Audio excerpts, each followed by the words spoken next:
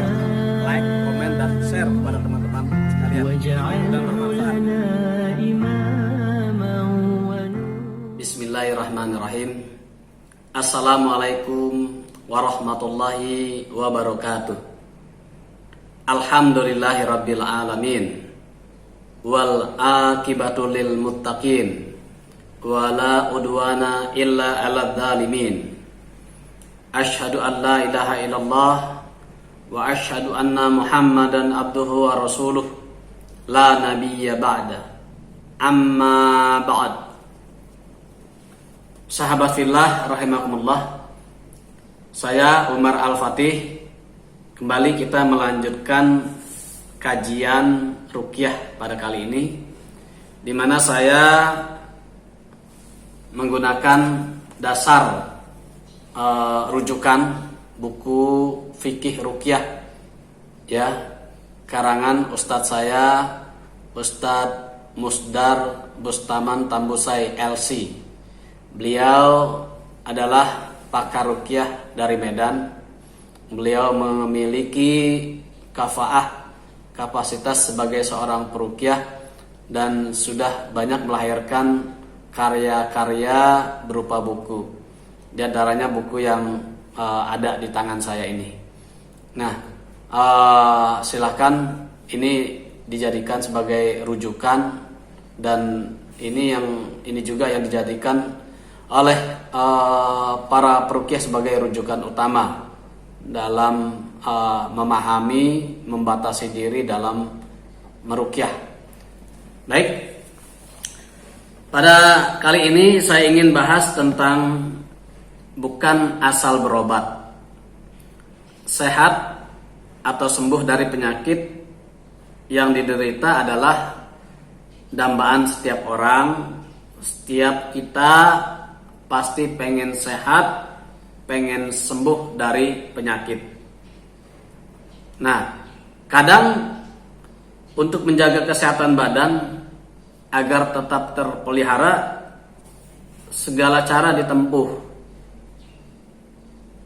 Walaupun ternyata mendatangkan musibah bagi diri sendiri. Misalnya untuk menjaga fisik agar tetap fit dan kuat, ada orang yang berusaha memakan daging atau darah ular, cacing, meminum air seni, apakah air seni manusia atau maksudnya air seninya sendiri, atau air seninya binatang, atau air comberan, dan lain sebagainya, yang ternyata secara ilmiah itu dapat menimbulkan penyakit dan merupakan perbuatan yang tidak logis. Nah, cara-cara yang seperti itu tentu bukan cara yang dibenarkan oleh Islam, karena benda-benda itu termasuk benda-benda yang tidak baik, najis, dan juga termasuk dalam kategori kotoran. Ada pula orang yang menggunakan obat kuat untuk memperkuat stamina berupa pil atau minuman. Tapi ternyata semua itu seringkali mengakibatkan munculnya penyakit-penyakit berbahaya yang disebabkan oleh zat-zat yang terkandung di dalam pil atau minuman tersebut. Begitu pula dalam pengobatan, apalagi terhadap penyakit yang cukup aneh dan tidak dapat disembuhkan melalui terapi medis. Banyak orang memilih jalan pintas, jalan alternatif, tanpa memikirkan dampaknya terhadap akidah dan keimanannya. Mereka berprinsip yang penting sembuh, tanpa memperdulikan halal dan haramnya.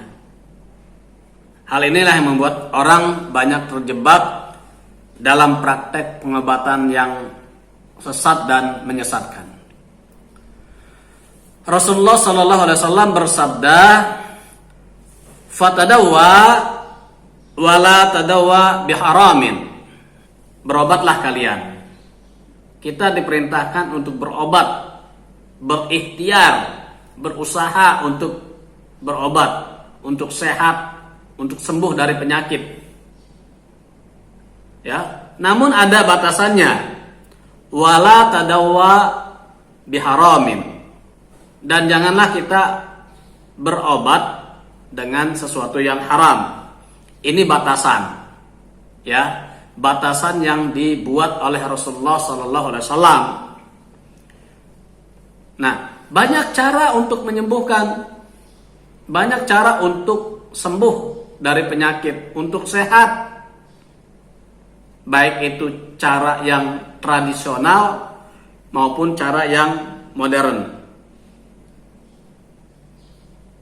Nah, cara-cara yang seperti ini banyak dilakukan orang, tapi kadang jauh dari nilai-nilai syariah, tidak syar'i.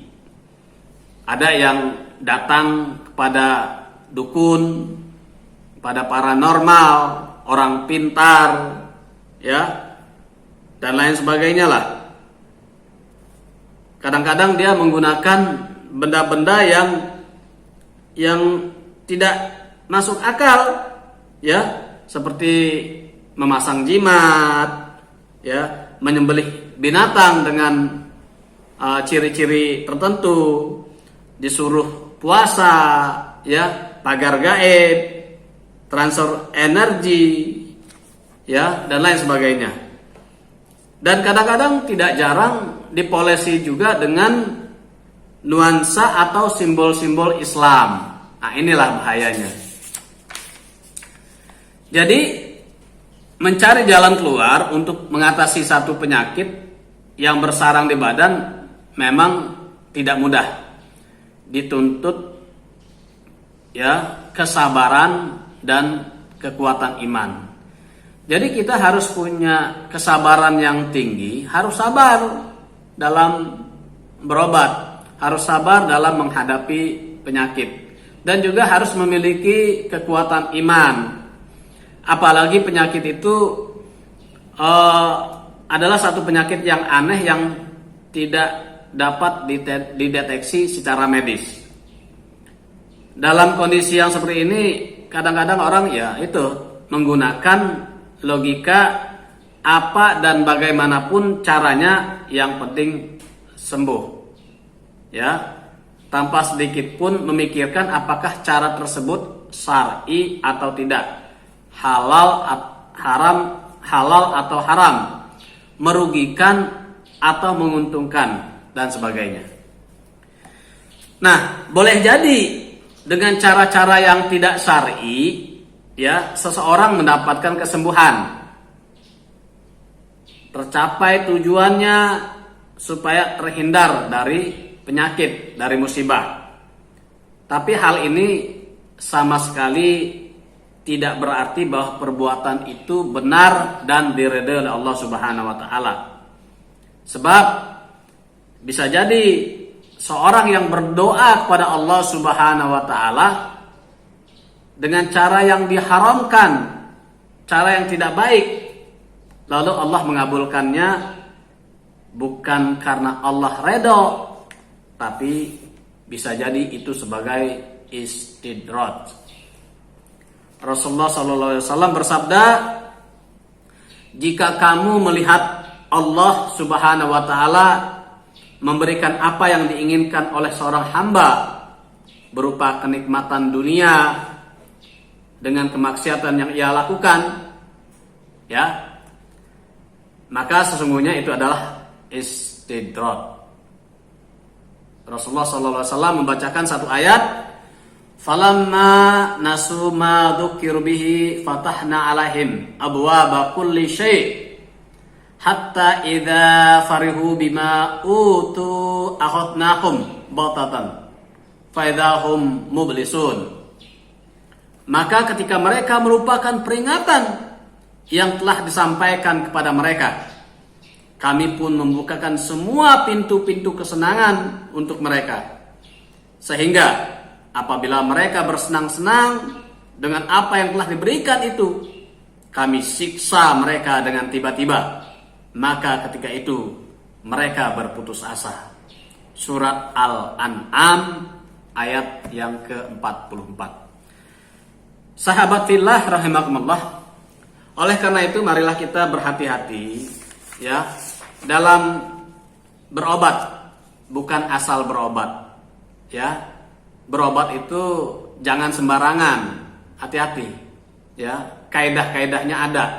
Kata Rasulullah tadi, ya, kita diperintahkan untuk berobat, ya, fatadawwa wala tadawwa biharamin.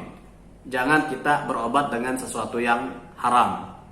Ya, dan kita harus memiliki kesabaran, ya, sabar dalam berobat, sabar dalam mendapatkan kesembuhan, dan juga harus memiliki kekuatan iman, ya, keyakinan yang teguh untuk menolak hal-hal yang diharamkan oleh Allah Subhanahu wa taala. Sahabat fillah, mudah-mudahan kajian yang singkat ini bermanfaat.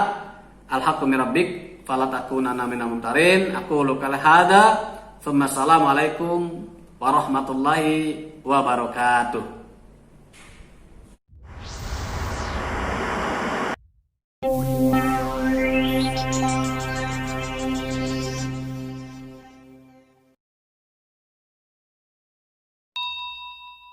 Ikuti terus Umar Al-Fatih Channel yang merupakan media informasi tentang ruqyah syariah.